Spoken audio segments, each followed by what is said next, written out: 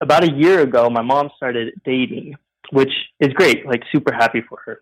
She's 54 years old, to kind of give like a relative age range. But then the guy that she starts dating, he's 21 years old, and I'm 24. Hi. Hey, What's your name? my name is Alex. Oh, your name is Alex. That's believable. sir. I believe. You know what? I believe you. You have a believable name. Well, that's good to hear. It's not. I don't good. think it's a good thing. It's not a bad thing. It's sort of a neutral thing. Neutral. You got Neutral it. thing. You got it. How do you? Let's before we start. How do you feel right now? Just in this moment. Just take a sec. You don't have to answer me immediately. You can really close your eyes and try to feel your own body and answer me honestly. Well, this is the first time for me, so a little nervous. But I feel like that's pretty typical, right? Sure. Yeah. I promise, and this is a thing I've learned from trying to put myself in many situations where I'm nervous, is you're nervous, right? I guarantee you in 5 minutes you won't be nervous, but you have to push through that. It's just the nerves, right? It's just nerves. Just nerves? It's just nerves. Well, you can't control it. You can't reason with the central nervous system. It does what it does, and you have to accept it and not fight it or freak out. You just accept that you feel nervous, and that later you won't. You'll relax. I guarantee in 5 minutes you won't feel that way. But let's see, John. I believe What's you. your name? Alex. Fuck. Alex. Who cares? No. Your name is John. Your name is John. What am I doing? Alex, how can I get you? Is there a thing you wanted to talk about today that you called in to say? Yeah, so I'm kind of it's just kind of a weird life situation I'm like in. I'm like in the middle of dealing with it, so like, I'm just kind of curious on like your opinion. But is it okay if I like kind of set up the scenario? Yeah, of course, please. Yeah, of course. Okay, so my parents got divorced a couple years ago, back in like 2019. They actually announced their divorce at our wedding, my wife and I's wedding, but that's a whole nother story. So my parents got divorced. My mom was living in California while my dad's living in Washington. So fast forward a couple years. About a year ago, my mom started dating, which is great. Like, super happy for her. I'm like, go for it. You need to put yourself out there. She's 54 years old, to kind of give like a relative age range. But then she started dating, and the guy that she starts dating, he's 21 years old, and I'm 24. So kind of a weird thing. And again, this is about like a year ago, and I actually found out on Instagram. She didn't even tell me. I had to like do a little bit of like searching on Instagram. I thought the guy was just a friend at first, but then I started putting two and two together when I would call my mom, and she'd be like, "Oh yeah, I was out on a date." And then I just kind of had to put two and two together, and I was like, "Oh well, she's dating that guy that's like 21 years old." Okay. So kind of a weird situation, but I'm open-minded. I'm not like, I'm a very non-judgmental person. I'm like, okay, like a little weird, but all right, go for it. And then I met the guy probably like this year, like at the beginning of the year in January. So I think they were probably dating for a couple months at that point. Met the guy. He's okay. He's just like, he's not the kind of person I would really hang out with. Kind of like a crypto bro. Very okay. I don't know, just not like the type of person I would hang out with. Sure. And then probably the most interesting thing about this is that it's kind of like splitting our family a little bit in a weird way, where my sister is completely, cut off communication with my mom, and is like kind of taking the grandkids away at that point, which is a little excessive in my opinion. But your sister has cut off communication with your mom because she is dating a 21-year-old? Correct. You got it. Okay. So it's kind of got this weird tension in the family at the moment. And, I'm at this point in, coming to today, like in today's world, August 24th, right? Yeah. I'm just like, I still don't really know how to like feel about it. Cause in like this, like one instance, I'm like, okay, well, I'm like really happy for my mom. Like, I'm glad that like she's, going out and, living her best life. I think that's what life is all about, right? Yeah. But then at the same time, it's kind of like, it's just a weird situation. And it's like, and he's kind of turning my mom into like a person that like I wouldn't really want to hang out with either. Like she's gotten very narcissistic, very just kind of all about her. Okay. So it's just kind of like, I don't know if I'm being like an asshole by like not talking to her as much anymore. Maybe feeling weird about the situation, but that's kind of it. And so I kind of wanted to know like what are your thoughts on it, or like I have like an appropriate response, or Do you feel nervous right now? Still, is your heart beating? Not as fast. You were right. Okay. It hasn't even. It's been 7 minutes. Okay. All right. Yeah. So there we go. Your heart's not beating. We're chilling. Listen, man. I mean, my opinion on this is pretty cut and dry. Fuck, man. I feel a little bit bad for your mom. To be honest with you, I feel a little bit bad for your mom. Why? Cause look, you love your mom, right? Oh yeah. Well, she's my mom. She's your mom. I think everybody agrees, right? Like your mom will always be your mom. Yeah, you love your mom, man. And look, this 21-year-old guy, he's an adult. He makes his own decisions. Your mom, she's an adult. She makes her own decisions. Fucking dude, if you really love your mom and you really want her to be happy, let her go live her life and do whatever she's gonna do, man. Like, as long as this, a thing like this, as long as this guy is not like, being abusive or anything, horrible like that.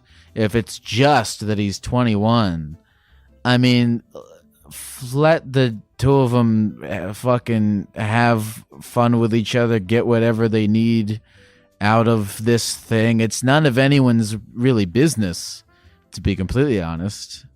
I don't know why your sister... I'm finding it hard to believe that your sister is... I don't know any... And it's not even up for us to talk about because neither your sister nor your mom are here. But I think that... I would be surprised if your sister is cutting off your mom for just that, right? I don't know what their relationship has been like in the past. I don't know what their dynamic is, if they fought about anything before, and this is like just a weird excuse or anything. But if it's just simply the fact that he's 21 and she's 55, it's like, let them live their it. Do I think they're gonna get married and live happily forever after? I don't know. Is that any of our concern? I mean, dude, let her live her life. I ask you, genuinely, what is it that bothers you about this? It's mainly just him. I don't like it's, but that's where it's like it's none of my business who he is, I guess, right? Because it's like they're living in like another state, like they're living their best life. Let them be them. Like maybe I don't really like him all that much, and I don't really agree with a lot of his stuff. But I think that's where, like, you're right, where it's like, who cares?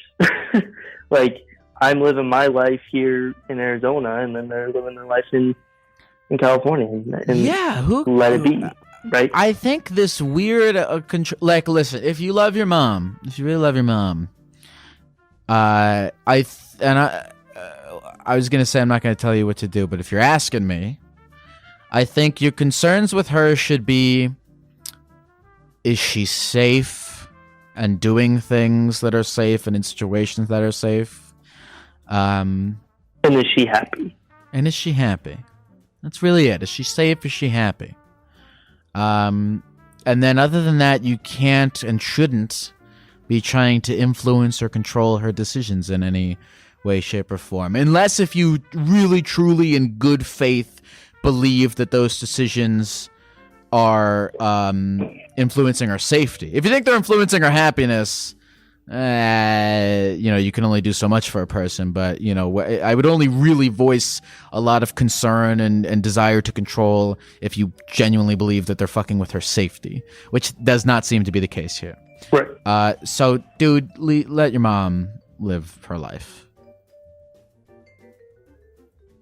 Gotcha. No, yeah, and I that's kind of what my that's kind of what I wanted to do, and like I just want to make sure that, like, I'm not going crazy, and like I just want her to be happy. That's really ultimately what it comes down to. I know it's kind of it's weird in a little weird way, but no, I don't think it's weird. I don't think. I'm gonna bring this up because I'm trying to get where you're coming from, because you're not feeling like this for no reason. There's an underlying thing, and the underlying thing is you want your mom to be happy, and you believe that this is not going to make her happy. Is that correct?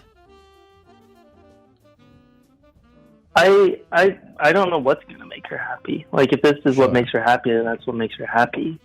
Sure. You know, I can't answer that question for and even if it's not, even if like even if her relationship has problems that are due to the guy being 21 and her being 50, even if it's like, that's her thing to figure out. That's her. If it is a mistake, it's her mistake to make and figure out and tweak and change, because it's her life and her responsibilities as to what makes her happy. And you, as playing the role of a strong, supportive person in her life, be there for her when she needs it. I think it's good that you're concerned for her safety and her happiness, but you gotta let her live. You know, I sure as hell know I would not want my mom to be trying to control and voice her opinions all the time about my relationships, so I wouldn't do that to her. Of course. Yeah, you're right. I appreciate that. Thank you for that input. I think you're right, 100%. Yeah, man. Is there anything else you have any thoughts about this situation, or anything else you want to say that you feel like we maybe didn't get to, or anything like that? No, I think, like, of course, like, I could go on and on, right, about, like, the history, right, but, like, I think, you know, having that, like, third party, like, just, you know, you looking on the outside and just, like, seeing it for what it is, that's kind of what, like, I really needed. So, like, I really appreciate that. Like, just let her live her life. And I don't, you know, like, I don't try to influence her in any way. Like, I'm trying to be, like, as supportive as I can. And it's just, like, the internal battle that I'm having, right? So, yeah. By the way, how do you feel right now? How is your heart rate? How is your nervousness? Oh, I'm as cool as a cucumber. There it is. See, there we go. This is I've been fucking trying to get that in my own head. Whenever time I'm nervous, I'm like, 10 minutes from now, I'm not going to be nervous. I'm nervous right now, and I can't make myself not nervous right now, but I push through it. That's how I'm trying to let myself. It's weird, too. Like, I talk on the phone all day with other people, man, yeah. but but when you're talking with a gecko, it's a little different. Okay, I'm gonna say this last thing before we go. I remember when Reddit does these live streams all the time where other people were doing call-in shows, and I remember I called in to somebody else's call-in show, and they had like 50 people watching, but I got nervous, even though I fucking do my own call-in show all the time. I got nervous calling to this other person's call-in show. I don't know what the fuck it is, but it's just a natural thing. Anyway, Alex, thank you very much for calling, and good luck to you. Awesome. Really appreciate it. Thank you so much, man. Hello? Hello. What's your name? No way, man. No way I got on. This is John. How you doing, man? I'm doing good. What's up with you? Not much, brother. I just moved into a new apartment. Life's doing pretty good. Yeah, man, I'm not gonna lie. I'm just really happy. And let me take a moment, man. Let me shout out. Like, first off, thank you for the platform you've created, bro. This is such a cool place to just let everybody air their shit and their dirty laundry and get their voice. And I think that's really dope, man. Thank you. I've been a long-time listener on Spotify. Oh, fuck yeah. Thanks for listening, man. I appreciate that. I'm grateful that anyone hangs out and entertains my crazy gecko notions, and I'm really honored that anybody listens to this, so I appreciate it, man. Hey, what's the audience is here for it, man. We love the content. You have some real good, just kind of laid back like ability to just give people their open space. Yeah, just thanks. Thanks, really man. appreciate it, man. What's going on with you, John? What's happening here? So, I think you got my description, man. One of the things, so speaking of your podcast, one of the things I always love that you have, like, a lot of people calling about, and my favorite episodes are the ones with people who have, like, a real weird fetishes, man. Oh, yeah. And I'm kind of in that ballpark. And I just kind of wanted to talk to you about just that kind of thing, man. Air your stuff, man. Our penises and vaginas, they have minds of their own, and sometimes we don't even control them. So, what's going on? So, like, I'll even say that I'm on the tame side, but like, I've just come to realize that, like, over the last, especially couple of years, I got like into porn is kind of a weird way to put it, but like I just started like using it a lot more, and I just started to realize that the self and like whatever it is a little out of control, but like the content that I view has gotten a lot more severe over time, and like I'm a person that tries to live in the realm of reality and things like that, and.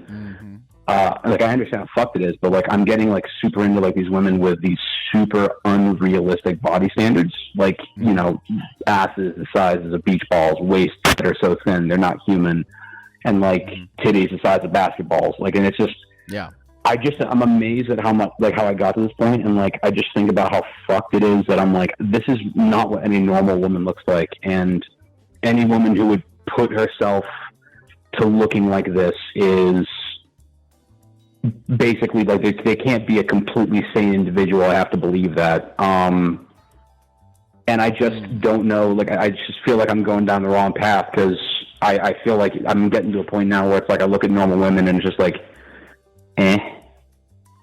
right, it doesn't do it for you unless if there's like a truly like non-human looking body proportions.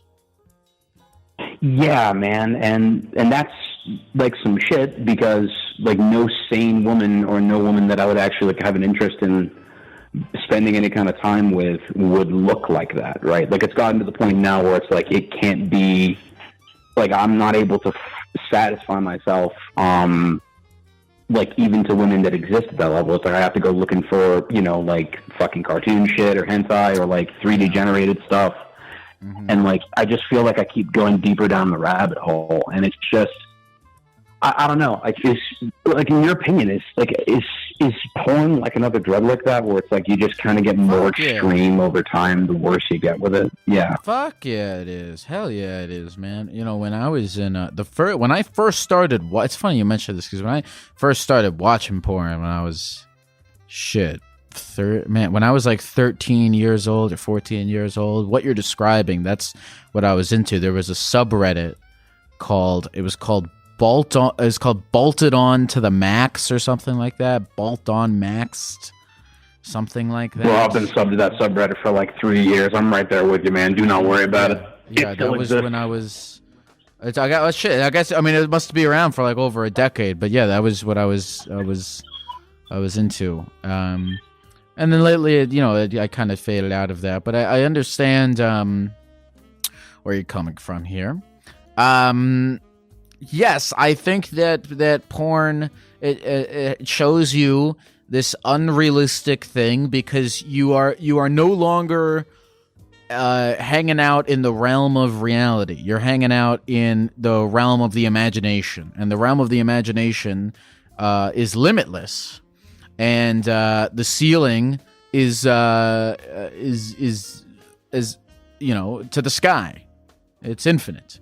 So your addiction will just keep going. It'll just keep going, and then you'll be like, addicted to like, looking at like cartoon girls with like gigantic, like 3D boobs the size of their entire body, and it'll just keep going because it can keep going because it's infinite.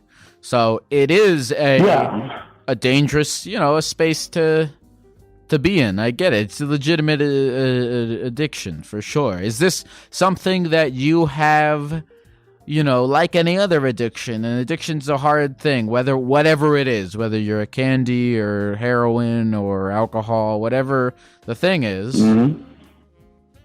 Have you sought any sort of a help? Have you gone down any sort of path of trying to rid yourself of your addiction? What has been your journey thus far in combating this? So I definitely have. It's interesting that you say that because I've only not too recently come to accept that it's kind of an addiction thing. Like it's something that I really turn to in like the times where I'm like really stressed out and that kind of thing. And I think a lot of people do, but a lot of people turn to some kind of vice to help them relax. But I feel like this is something that I'll be real with you, man.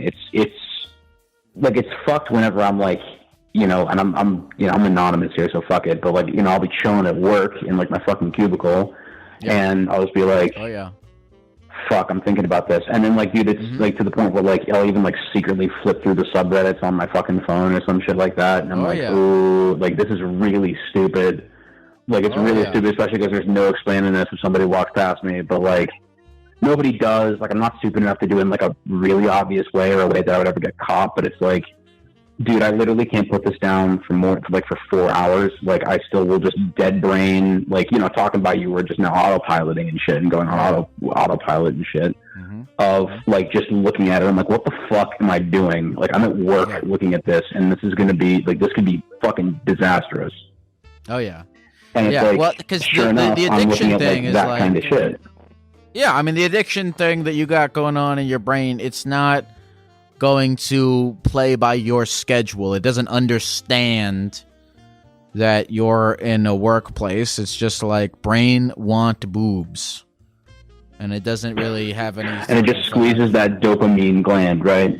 Yeah, definitely. You're looking for the hit, right? When you find you're looking for the hit of the right picture. Let me find the girl with the exact size boobs that I'm looking for, and the internet has that to offer, and the search for the needle in the haystack of the right thing that's going to give you that hit is what keeps you running on that treadmill.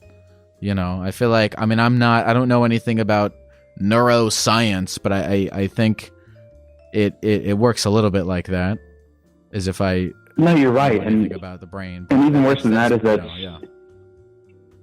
yeah, and even worse than that is that it's so available, everywhere, is the best way I can put it. I always have my phone in my hand, right, in some form, or it's, always on my person.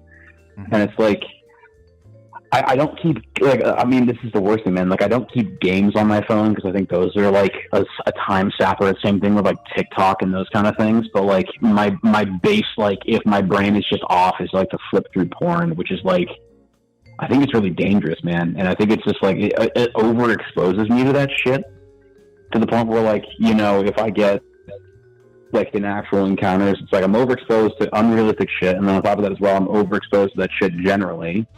To the point where it's like, I think, like, you know, if it happens in real life, I just kind of don't get as like thrilled by it because my brain's like, this is not what we are into.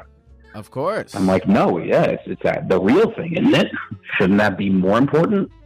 Of course. I mean, I don't know, man. Like, it's if you're eating entire bags of Skittles and Trolley gummy worms, then when you're finally served a nice plate of salmon, you're not going to want that shit. You want the crazy addictive stuff. You know, it makes perfect sense. Yeah. Exactly. And I mean, it's even more fucked because I'm almost afraid of where the fuck it'll go to, right? Because I'll say this, I do believe that everybody has some kind of fetish inside of them that they're not, even if they're not aware of it, there's something really freaky they're into. And I'm just worried, like, you know, where does this go for me as far as what I'm into? And on top of that as well, like, you know, what's the end train thing for this? Like, at the end when, like, I'm browsing at work and someone fucking walks by and sees it and goes, what the fuck are you doing? And then and it's like, what the fuck, you know, and that's like the ultimate thing that would be like, my ultimate shame would be, you know what I mean? That's your rock bottom where you're like, okay, I need to work on this.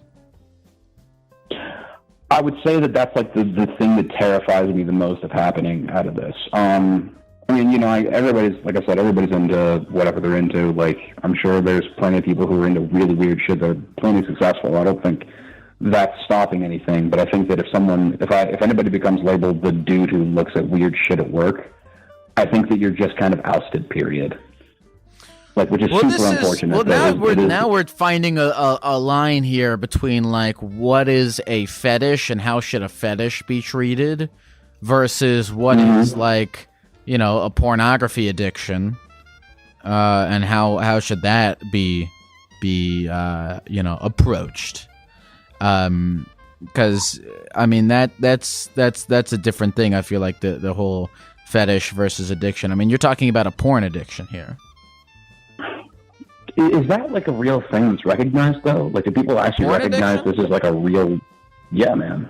Yeah, fucking shit. Yeah, dude. There's Okay. Yeah, 100%. You just let out a little sigh of relief here that I heard. Yeah. To know that porn addiction is a real thing. I mean, you can get addicted to kind of literally anything that gives your brain a hit of dopamine. That's really true. Listen, so I mean, I can hear in your voice, I can hear the way that you're talking about it. I can hear a lot of shame.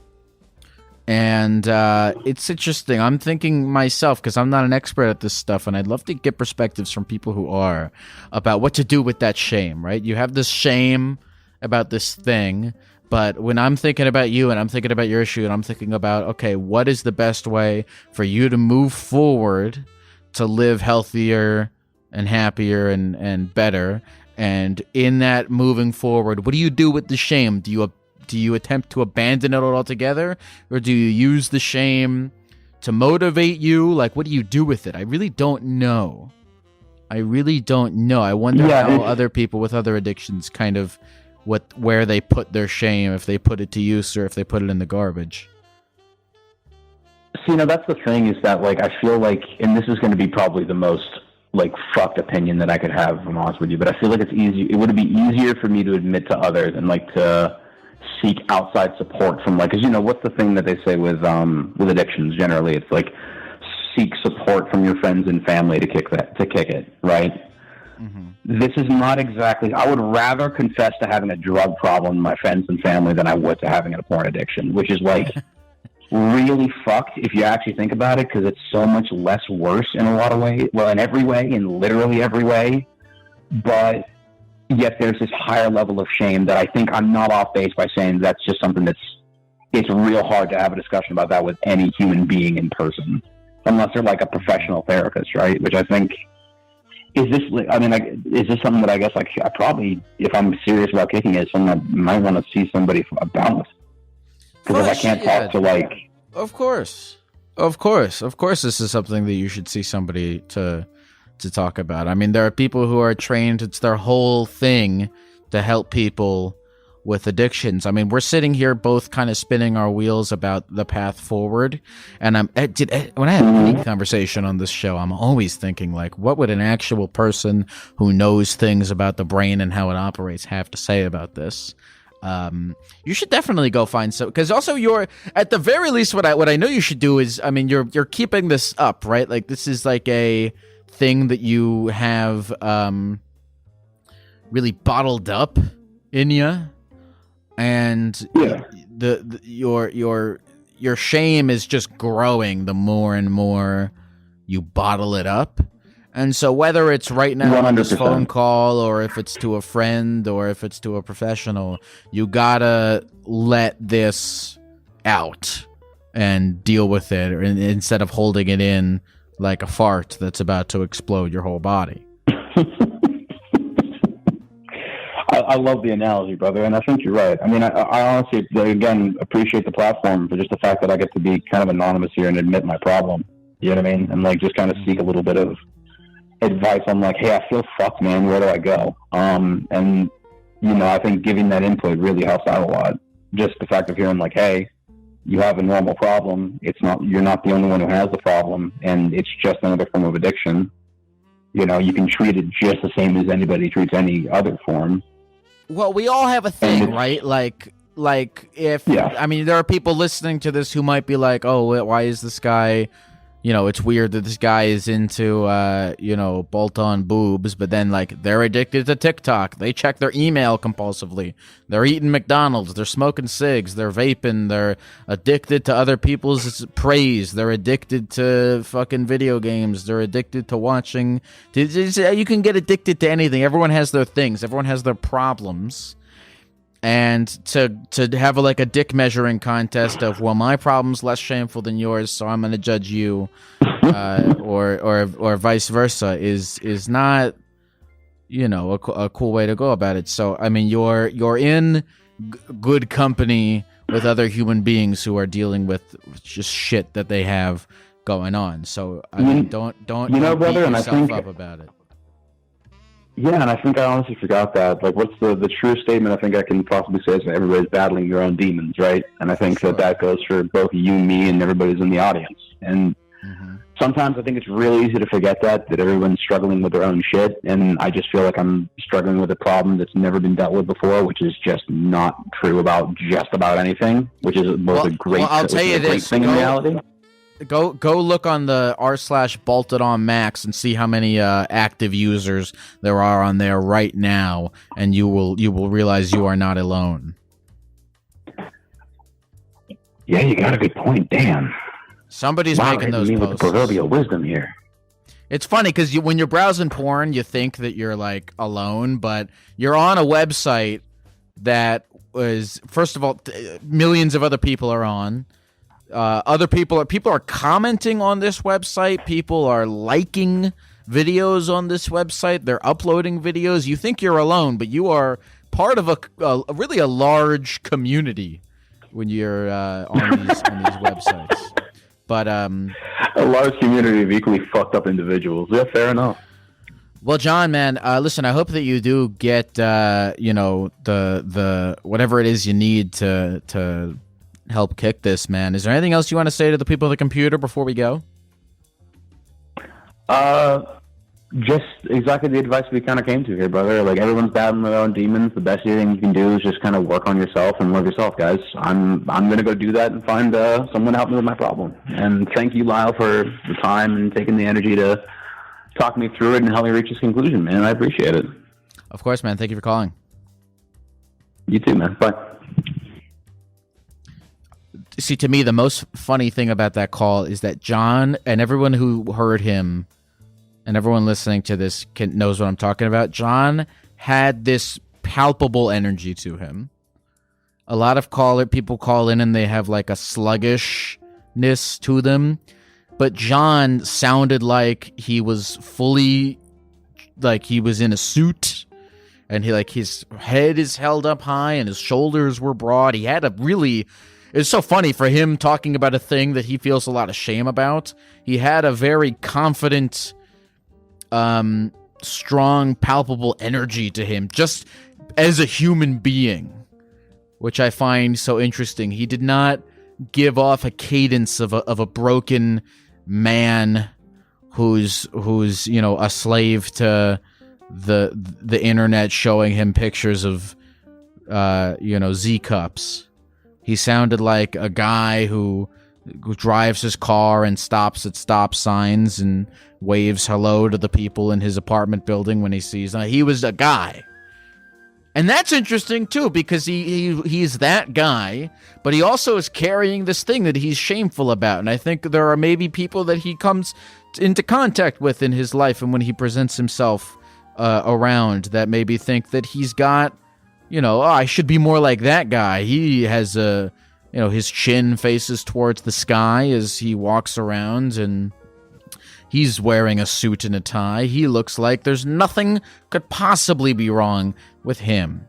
But that's not the case, because we all got a thing. My addiction right now is a weird thing, but I'm addicted to watching videos of people base jumping and their parachutes don't open.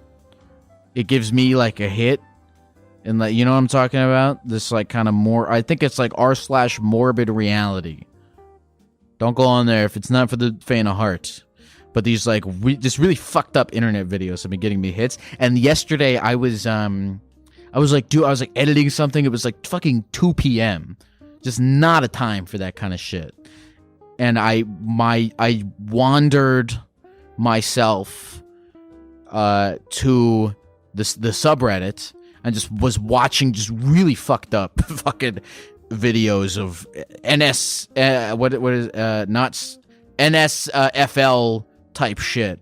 And I was like for an hour just because he kept getting the hit from it, Really very similar to John's bolted on porn thing.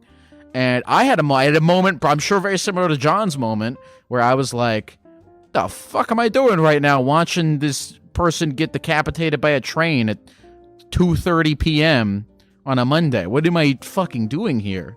I got locked into an algorithm. I got locked into the weird fucking adrenaline hit that it gives me, and it's, I don't know, it's just an easy thing to get fucking lost into, so I get it, and I'm going to try tomorrow to not watch any videos of people getting hit by trains.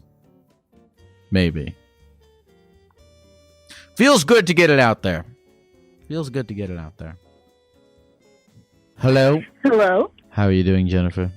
I'm doing well. How about yourself? I'm doing good. I'm a gecko on the computer.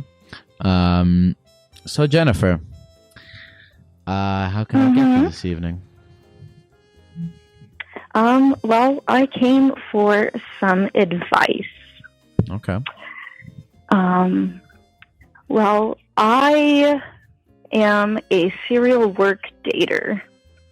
And a serial work dater. Is that somebody who serially dates people that they work with? I would say I have dated 4 different guys at my one job that I've been for at a year and a half. Okay. And so my last ex-boyfriend, brief, it was only like 2 months. I'm 28 years old and he's 19, and I didn't really realize he was 19 until I kind of got myself in with the feelings, and then I'm like, well, I really don't want to go back from here, but let's see how this goes. Okay. And lo and behold, it was confirmed that he acts like a 19-year-old, so I needed support because I was going through a rough time, and he was like, I don't even want to be a part of that. Like, you deal with your own stuff, and I get to deal with my own stuff. I don't want to help you. And I'm like, well, that's not what a boyfriend is for. Like, you're supposed to be there to support me. Mm-hmm. So we broke up. Maybe like 2 weeks later, a new guy gets hired, and I find him kind of cute. I flirt with him a little bit, And then we add each other on socials. The day that I declared that I had kind of feelings for him, I found out that my ex-boyfriend decided to befriend him. And they went and hung out that day. The day that I mentally decided that I was going to have feelings for this new guy at work. It was a little weird. So I wasn't sure what to do, because now my ex-boyfriend is friends with this guy that I have a crush on. Okay. So, all right, so you dated the 19-year-old guy at work. A new guy got hired, didn't work out. New guy gets hired. Your ex-boyfriend makes friends with him. What is the crux of your issue here, Jennifer? I'm divorced.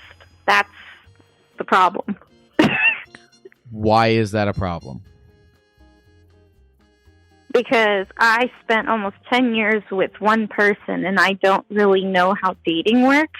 So, it's just, dating's awful. Okay, let's wrangle this in here. Let's wrangle this in here, because you're introducing all these different elements, and I'm trying to find the through line between them. Okay, you were married for 10 years. It says here you're 29 years old, so you were married from 19 to 29. Was this a recent divorce? It was almost 10 years. So it was it was 8.5 years together. I got divorced about a year ago. Okay, you got divorced about a year ago, and in this past you were divorced for about a year ago, and then in this past year you dated 4 guys at this place that you work with, the place you work at. Yeah. Okay, and how soon after you got divorced do you find yourself dating new people? Well, the first guy kind of helped me through my divorce, because obviously divorce isn't just a one-day process of breaking up. It's a pretty long process. So, okay. Even before I got the job that I have, I was in the process of divorce. Okay. So what I'm asking, how long after you sort of romantically, emotionally, sexually detached yourself from your ex-husband did you start forming new emotional, romantic, sexual attachments? 2 months. Okay. 2, maybe 3 months. Okay. And it doesn't sound like any of them have worked out super well for you. Is that correct? Most of them have been on my part because I didn't want them. No. Okay. Have you spent, a significant amount of time, especially after being married to someone for 10 years, have you spent a significant amount of time just alone? Probably, alone or being, because, I went through a hoe phase. That's the thing. It's I got divorced and I went into a hoe phase. And it wasn't Jennifer, really, I realized I actually didn't even bring up the thing that you told the call screener. It says that you recently broke up with a guy. I don't know which guy it is that we've been talking about, but you're thinking about pursuing a relationship with this guy as a roommate. That was what it says you initially wanted to call in about. Yes. Okay, let's talk about That's what I want to talk about. Because I'm getting the sense that we're not going to be able to cover every single aspect of all of this in 10 minutes. So my life's a mess. Why don't we focus on this? No, I'm not saying your life is a mess, but people's lives and just complicated stuff. So let's focus on this. Yeah. So this new guy got hired probably about 2-3 weeks ago. I declared that I had feelings for him, find out that he's friends with my ex-boyfriend, and then we went out to dinner maybe about 2 days ago, this new guy. And it turns out that same day, the new guy told me, "Oh, I just moved in with so-and-so." Now, this new guy does not know that I dated his now roommate. Okay. because I've kind of kept it under the rug because I'm slightly embarrassed by getting broken up with by a 19-year-old.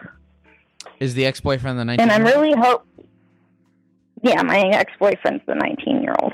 Okay. Is this new guy, is he also 19?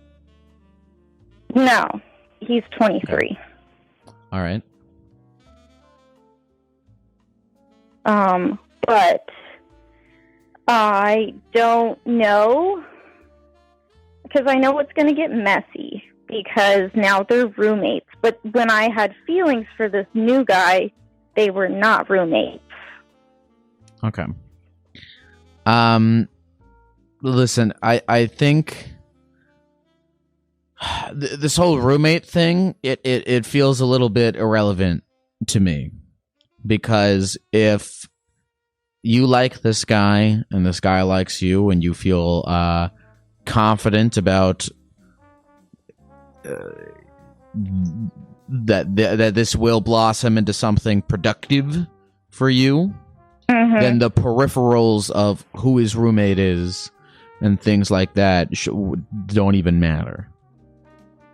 My biggest issue the real question, the real question is, do you have a read? Because you've had, like, you had this divorce very kind of moderately recently. I don't know if a year is a long time for you. Everybody sort of recovers from that stuff, in a different way. But you had these 4 other situations that didn't go super well.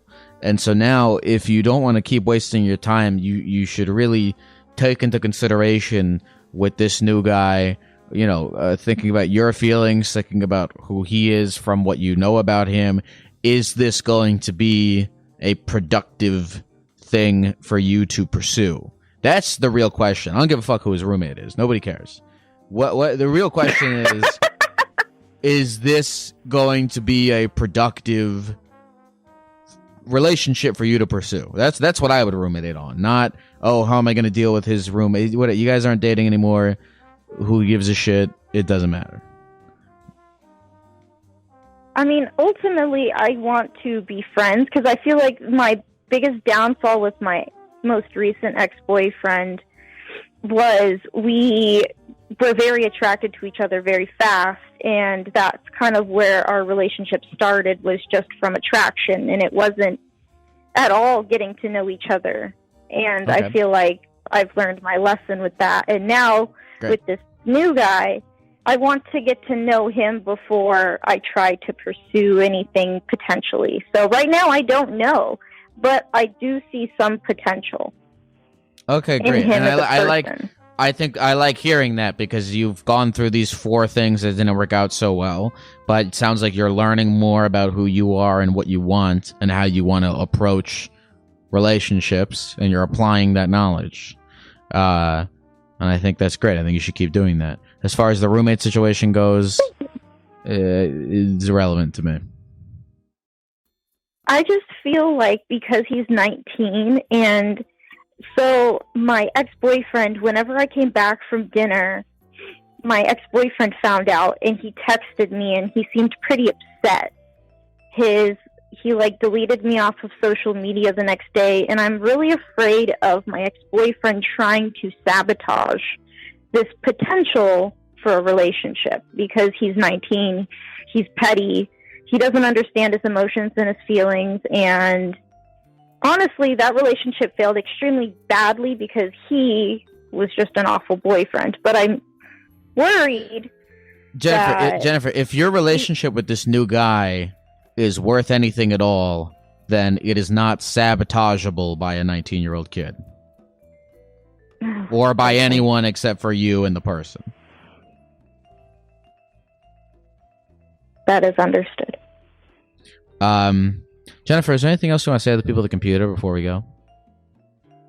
I forgot there was people on the computer, to be quite honest. I hope they're nice to me. So do I. It doesn't matter. We're just talking on the phone here. But any final thoughts, feelings, sentiments, questions, comments, concerns? I hope everybody in the world has a beautiful and wonderful day, and every day is a learning experience. I hope so too. Thanks for calling, Jennifer. Thanks for having me. Bye, Geck. There are so many people out there who get a lot of happiness, fulfillment, all these sorts of great life things out of romantic relationships. But on the other hand, I really do firmly believe that you should be able, your baseline happiness and fulfillment in life should not depend on any external forces. I'm not saying I'm there, but I'm saying that's where I think I should be. And those are two difficult things to weigh. Do you understand what I'm saying? It's like if you believe that you should be able to be happy and fulfilled completely of your own volition, you know, sitting on a fucking patch of grass doing nothing, then should you even pursue relationships? I don't know. These are just fucking things I'm always thinking about. And that's why I probably do all the time, but I try not to give advice. I just want to talk people through things. Hello? Hello. Who is this? What's up? This is John. This is John? Yep. It says here your name is Max. Yeah, I am Max. I was just going by a fake name. Okay. Do you want me to call you by your fake name? Yeah, no, I don't really care. You can call me Max. Okay. Are you about to tell me something that you're afraid that other people like who know you would find out about? I just won't say my company name, and I think I'll be good. Okay. What's up, Max? How you doing? I'm doing good. I mean, like, Okay. relatively, my life's going great. I just don't like my job that much. What's going on at your job? Basically, I see my coworkers kind of incentivized to violate the law by, like, spraying certain plants they shouldn't, or in areas they shouldn't, and it causes harm to the environment.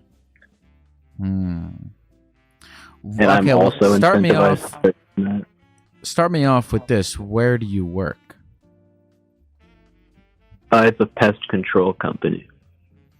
Okay, you work at a pest control company, and you say that you are incentivized to break the law. Yeah, basically.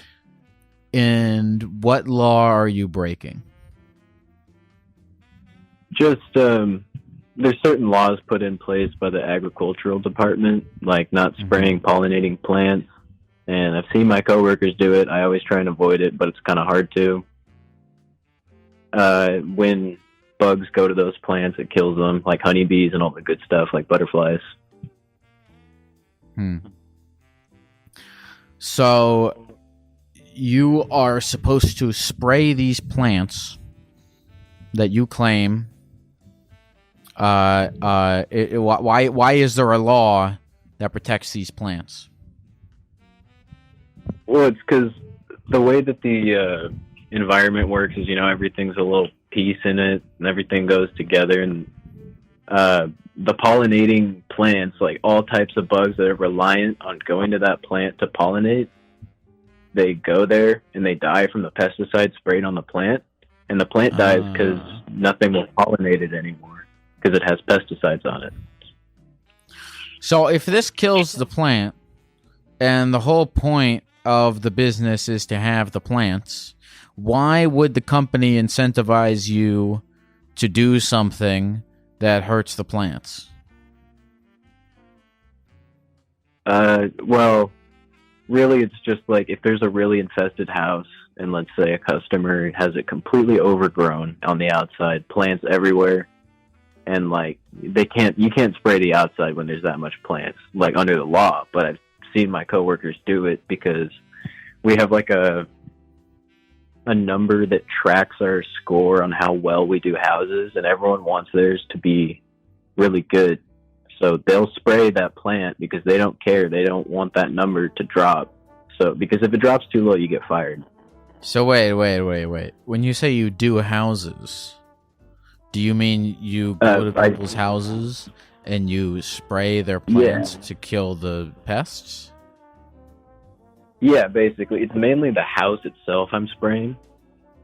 But sometimes there's plants up close to the house. So why do people call you to come spray their house? People call me to spray their house basically because they'll have ants inside or spiders, just the normal stuff that are just get into your house. Okay. And people don't want them in their house. Okay. What I'm trying to understand here is why this company incentivizes you to do what you do. Or I'm going to be honest, I don't really understand what you do. Do you go to people's houses and you kill pests so that they can live in a house that doesn't have ants, correct? Yeah, I spray it on their house just so that they can't get in, but... And so is this... And the stuff that you spray on their house, it's bad for the environment? If you follow the law, no. If you are very accurate with where you're spraying... The law is just you can't spray the pollinating plants or really anything outside the house itself or concrete foundations. But listen, you know what? We don't have. You know what? I've made my decision on this call, and here's what I'm going to tell you: is let's step back for a second because we're getting too into the nuts and the bolts of your job. Let's start. From an overview of your life. I don't understand the nuts and bolts of this law, but what I do understand is that you seem to care a lot about the environment. Yeah, it bothers me when those laws are broken. You seem to care a lot about the environment, and you seem to care when people violate laws and do things that are wrong for the environment. Is that an accurate statement? Yeah, basically. Okay. When you go about your day-to-day life, are you doing things that feed that passion that you seem to have for preventing people from fucking up the environment? Not really. Just kind of a bystander. Okay. So I want to get out of the specifics of you and your coworkers and this thing and this law, and I want to get into the general of you going about your day living for a thing that you care about. So why do you feel as though you are not living day to day in service of a thing that you care about? I don't know. I'm at a point in my life where I don't know what I care about in terms of the future. But we know what you care about. You called it. What do you mean you don't know what you care about? You are called in to tell me about a very specific pesticide law. Nobody gives a fuck about pesticide laws, but you do. Do you know how beautiful that is to give a fuck about something that nobody gives a fuck about? That's special. It's because nobody gives a shit about the pesticide laws that we need people like you that do. So, I mean, for you to sit here and call me and silently seethe over this thing, it's like, what? I mean, this is such a specific thing. What on a grander sense can you be doing to serve this thing that you give a shit about? You can't sit here and tell me that you don't know what you care about. We all know what you care. You care about the environment. That's what that's why you called. Yeah, that's true. Okay. I guess kind of a thing I've been debating is whether or not I should contact like a government agency about it, just report so we get inspected or something. But look, you can do that. You can do that. And that'll help you in this one specific instance, but And sure, maybe you do that, maybe you don't, but that's not what I'm interested in right now. I'm interested in you. How can you? All right, let's step even further back. I'll step even further back. Do you like this job? Besides the aspect of that, it's all right. But at the end of the day, I'm still thinking about killing stuff. Not a fan of that. Okay, what do you want to do? I think I want to go to college, but Okay. specifically, I don't know. What do you want to study in college? I was a big fan of geology in high school, Rocks? and I think I want to, yeah, rocks, but more importantly, like just how the soil of all of the earth reacts with the God. environment. Oh my God, Max! I'm gonna give you a thing. I hope this is motivating, but you seem to have All right. a passion for, and it's gonna sound at first like I'm making fun of you, but I promise this will all come around. You have a passion All right. for stuff that is so boring that it's gonna sound like I'm making fun of you, but hold on. You have a passion for stuff that is so boring that nobody cares. Nobody cares about dirt. I don't think about dirt at all. Nobody listening to this ever thinks about dirt or pesticides. And that's bad because they're probably important, maybe.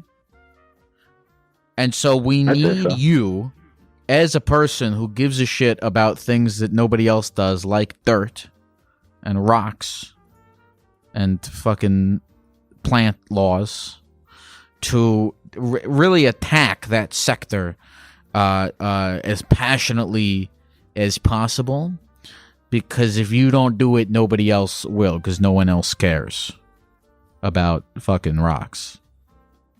Does that make sense? Yeah, that actually does make a lot of sense. Because I don't care about rock. I think it's so boring, and I don't want to hear anything you have to tell me about dirt and soil and stuff. But I think, I don't know if I'm right, but I feel like deep down, something about soil and rocks does affect my day-to-day existence. And if there weren't people who gave a fuck about it, somehow something in the universe that those people are preventing would come up and fuck me over. And fuck everyone else over. All the people who didn't care about the rocks. So the people who don't care about the rocks need people who care about the rocks. So just go forward valiantly with your stupid rock stuff, because I know it's going to help somebody. Does that make sense? That was really inspiring, Lyle. Thank you. Good. Max, is there anything else you want to say to the people of the computer before we go? No, not really. Thank you very much for calling, man. You have a good rest of the day. Thanks, you too. Oh my God. I would not want to be that guy. I mean, I'm glad. I'm so. And again, this is what I mean by that. I would kill myself if I were that guy. But I'm so glad that he is him, because if he weren't him, I would already be dead. Because the thing that the people who care about soil are doing to prevent me from dying, we need people who care about soil to do. That makes perfect sense in my mind. Thank you for calling, Max, and thank you for doing what you do with the rocks.